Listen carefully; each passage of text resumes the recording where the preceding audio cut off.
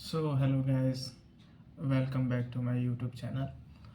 सो आज मैं आपको अपना आईबीएस हैदराबाद का इंटरव्यू का मैं रिव्यू दूंगा और क्या क्या क्वेश्चन मेरे से पूछे गए थे और पूरा प्रोसेस क्या था पूरा वहाँ। तो मैं सारा कुछ इस वीडियो में कवर करने की कोशिश करूँगा। आई होप ये वीडियो उन लोगों के लिए इंफॉर्मेटिव होगा जो नेक्स्ट ईयर आईबीएस हैदराबाद के लिए प्लान कर रहे होंगे। तो क्योंकि इस साल का तो सारा उनका प्रोसेस हो चुका है, तो आई थिंक इस साल तो कोई भी हेल्प नहीं होगा। बेसिकली जो next year aspirant MBA aspirant जो देख रहे होंगे उनके लिए ये वीडियो हेल्पफुल होगा। तो स्टार्ट करते हैं। सबसे पहले आईबीएस हैदराबाद के बारे में, मतलब इसका क्या है कि इसका खुद सेपरेट एग्ज़ाम भी होता है और चाहे तो आप ये खुद से कैट जेड जीमेट के थ्रू भी अप्लाई कर सकते हैं। तो मैंने जो अप्लाई किया था मैंने कैट के थ्रू किया था। का आईबी सेट का एग्ज़ाम था वो 24 दिसंबर को था। तो मैंने आईबी सेट भी लिखा था। शायद वो उतना कंपलसरी नहीं होता है जिनका कैट में स्कोर होगा ठीक ठाक मोर देन 70। तो मैंने तो कैट ही दिया था और उसके बाद मैं उनका फिर रिजल्ट आ जाता है 2 week after 2 week IB set exam के बाद। तो फिर वो तो आपको मेल करेंगे कि आपका इंटरव्यू लोकेशन क्या है। बेसिकली लोकेशन तो हैदराबाद सबका होता है। बेसिकली आपको स्लॉट दिया जाएगा कि आपका कौन से डेट में आपका इंटरव्यू शेड्यूल है। तो मेरा जो इंटरव्यू था वो 15 फरवरी को था, 15 फरवरी। तो बेसिकली आपको आईबीएस हैदराबाद उनके मेन कैंपस में आपको जाना पड़ेगा बाकी सारे प्रोसेस के लिए। तो मैंने मैंने बस सर्विस उनका ऑप्ट किया था, तो वो जो कि 800 का था। तो मुझे जो बस पिक करता वो नागार्जुना हिल पंजागुत्ता हैदराबाद के पास था। तो उनका एक स्पेसिफिक पिकअप पॉइंट होता है, आपको वहाँ पे पहुँचना ही होगा। तो जो रिपोर्टिंग टाइम था वो 7 AM था, अर्ली मॉर्निंग। तो मैं 6:15 AM पे मैं वो बस पिकअप पॉइंट पे पहुंच गया था। तो मैं आसपास में ही होटल ले लिया था ताकि कि मतलब ज़्यादा दूर ना हो, ज़्यादा मुझे ट्रैवल ना करना पड़े, तो मैंने पास में ही होटल ले लिया था। तो आप भी इंटरव्यू का टाइम था, मतलब इंटरव्यू से पहले ग्रुप डिस्कशन था। तो मुझे जो ग्रुप डिस्कशन का टाइम अलॉट हुआ था वो 11 AM था और उसके बाद सारा प्रोसेस एक के बाद एक था। तो सबसे पहले आपको वहाँ पे सेमिनार हॉल में आपको जाना पड़ेगा। वहाँ पे लगभग 13 मिनट का एक सेमिनार लेक्चर होता है। बेसिकली लेक्चर क्या, वो अपने कॉलेज के इंफॉर्मेशन देते हैं और बाकी एलुमनाई और आए हुए होते हैं, तो वो सारा कुछ उसमें कवर करते हैं, अपने कॉलेज के बारे में बताते हैं बेसिकली वो अपना। तो ये आपका सारा प्रोसेस हो जाने के बाद आपको वहाँ से आपके जैसे B3 है तो आप थर्ड रो में बैठेंगे। तो आपको वहाँ से वो आएंगे, आपको कुछ नहीं करना है, सारा प्रोसेस बहुत ही सिस्टमेटिक होता है। वो आएंगे आपको आप उनके पीछे पीछे जाएंगे, वो आपको ग्रुप डिस्कशन हॉल तक ले जाएंगे। तो सभी ग्रुप में 9 कैंडिडेट होते हैं, मेरे में भी 9 थे।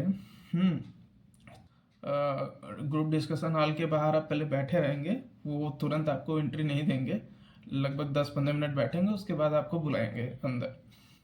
तो अंदर जाते ही वो ब्लैक वाइट बोर्ड पे वो लिखे होते हैं टॉपिक का नाम, जिस पे आपको ग्रुप डिस्कशन करना होता है। तो जो मेरा टॉपिक था वो था online exam is better than offline exam. तो ये मेरा टॉपिक था। आपको 15 मिनट देंगे ग्रुप डिस्कशन के लिए, उसमें 2 पैनलिस्ट होते हैं, आपको ऑब्जर्व करेंगे वो। तो आप वो बीच में एक बार भी इंटरप्ट नहीं करेंगे आपको। और आपको लास्ट का वन सभी कैंडिडेट को 1 मिनट कंक्लूजन के लिए मिलता है। लोग अपना ग्रुप जीडी को कंक्लूड करता है। तो मैंने स्टार्ट तो नहीं किया था, बट मैंने सेकंड नंबर पे फिर मैं एंट्री लिया, मतलब मैं अपने पॉइंट को रखा। मैं ऐसे ऐसे करके मतलब मैं लगभग 7 बार एंट्री लिया पूरे ग्रुप डिस्कशन में। तो और ऐसा पूरा होते होते मतलब मेरे हिसाब से ग्रुप डिस्कशन वेरी फ्रूटफुल था। और फीस मार्केट मतलब नहीं होने दिया, मतलब सारे कैंडिडेट ने अच्छा डिस्कशन किया। तो हमारा जो ग्रुप डिस्कशन था वो फिश मार्केट नहीं बना। तो ये ग्रुप डिस्कशन हो जाने के बाद आप फिर आपको पीआई जहाँ पे होता है पर्सनल इंटरव्यू, आपको फिर वहाँ पे वो ले जाएंगे। फिर वहाँ पे आप बैठेंगे। आपको जैसे जैसे नंबर होगा B1 2 3, तो मेरा सीरियल नंबर 9 था, तो मैं एकदम लास्ट कैंडिडेट था। तो मेरा इंटरव्यू एकदम लास्ट में हुआ था। तो बेसिकली जो इंटरव्यू का एवरेज टाइम था वो 8 से 10 मिनट ही था। बहुत ज़्यादा इंटरव्यू नहीं, मतलब काफ़ी चल रहा था, मतलब 8 से 10 मिनट में सारे लोगों का इंटरव्यू हो जा रहा था, जो एवरेज टाइम था। तो उसके बाद आप जब वहाँ पे बैठेंगे, उसमें आपके कैबिन में 1 बाय 1 आपको बुलाया जाएगा, सीरियल नंबर के अकॉर्डिंग। तो तो मेरा तो 9 था, तो मेरा जो इंटरव्यू था वो लगभग 1:30 PM पे मेरा नंबर आया। तो मेरे को काफ़ी मतलब वेट करना पड़ा था, मोर देन वन आवर। सो जब मेरा इंटरव्यू आया तो अंदर 2 पैनलिस्ट थी और दोनों फीमेल थी। तो यदि मैं उनका एज प्रेडिक्ट करूँ तो एक का एज रहा होगा अर्ली 30 एंड एक का एज था लेट 40। तो दोनों जो पैनलिस्ट थी बहुत ही मतलब अच्छे, मतलब वेरी हम्बल और वेरी काम, बहुत मतलब ग्रिल जैसा कुछ भी सिचुएशन नहीं क्रिएट हुआ मेरे ओवरऑल पर्सनल इंटरव्यू में। तो उनका पहला क्वेश्चन यही था कि इंट्रोड्यूस अबाउट योर सेल्फ। तो मैंने इंट्रोड्यूस किया अपने को ब्रीफ में। तो फिर उसके बाद उन्होंने मेरे इंट्रोडक्शन से ही क्वेश्चन, मतलब पहला तो क्वेश्चन उनका यही था कि आपका वर्क एक्सपीरियंस है, तो आप एचआर में काम कर रहे हैं, तो आप फिर उसके बाद मैकेनिकल से फिर एचआर में जॉब क्यों की है। तो उसको मैंने जस्टिफाई किया। तो ऐसे ही था। फिर उन्होंने फिर मैंने मेंशन किया था कि मैंने पोस्ट ग्रेजुएशन किया है इसमें प्रोग्रामिंग में। तो उन्होंने फिर उससे भी क्वेश्चन किया मेरे, मतलब उस एकेडमिक से। बेसिकली केवल 2 क्वेश्चन रहे होंगे उससे।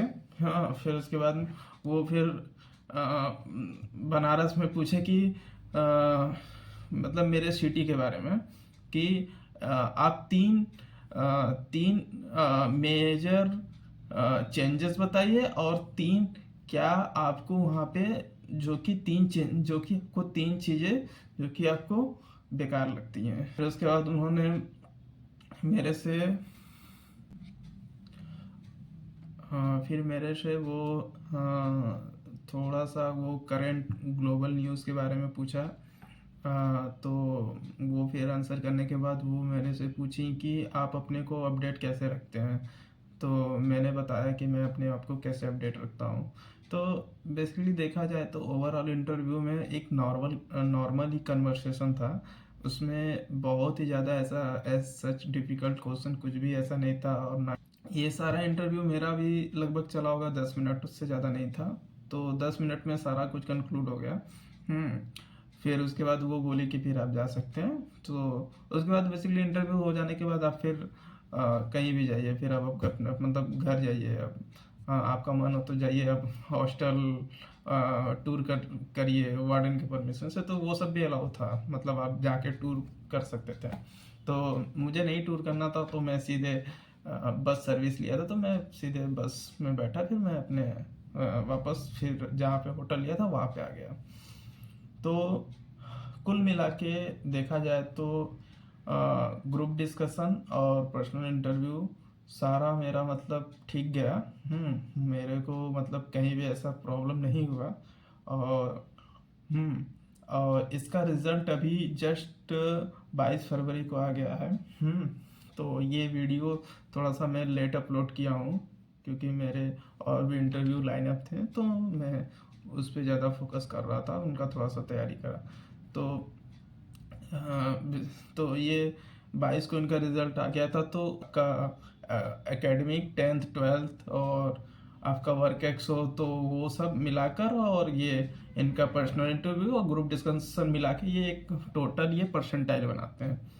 तो जो मेरा परसेंटाइल था वो 94.44 था। तो मुझे जो ऑफ़र हुआ वो IBS Hyderabad main campus offer हुआ। तो ये सब पूरा सिनेरियो था कि कैसे क्या क्या हुआ। तो एक मैंने आपको ओवरव्यू देने का कोशिश किया है कि आप नेक्स्ट ईयर कैसे क्या तैयारी अपने आप को कैसे प्रिपेयर कर सकते हैं। बहुत ही ज़्यादा आपको घबराने की ज़रूरत नहीं है, बहुत ज़्यादा डिफ़िकल्ट नहीं होता है, बहुत ही सिंपल आपको टॉपिक दिया जाएगा, जो करंट टॉपिक चल रहा होगा उस टाइम का वो टॉपिक वो पिक करते हैं। और इंटरव्यू तो बहुत ही नॉर्मल होता है, मतलब जितने भी कैंडिडेट बाहर आ रहे थे तो मैं मतलब उनसे पूछ रहा था, तो किसी से भी इतना डिफ़िकल्ट क्वेश्चन किसी से भी नहीं किया गया था। तो बिल्कुल आपको वरीड होने की ज़रूरत नहीं है, बहुत आराम से जाइए, बी काम है, आराम से उसको आप क्रैक कर लेंगे। तो बहुत ऐसा डिफ़िकल्ट उसका प्रोसेस नहीं होता है। तो ये सारा मेरा एक्सपीरियंसेस था IBS हैदराबाद के बारे में। तो ठीक है, मैं वीडियो को यहीं पे क्लोज़ करता हूँ। आप आई होप आप नेक्स्ट ईयर आप यदि प्लान कर रहे हो तो आपको ये वीडियो इन्फॉर्मेटिव लगे। So thank you so much for watching my video.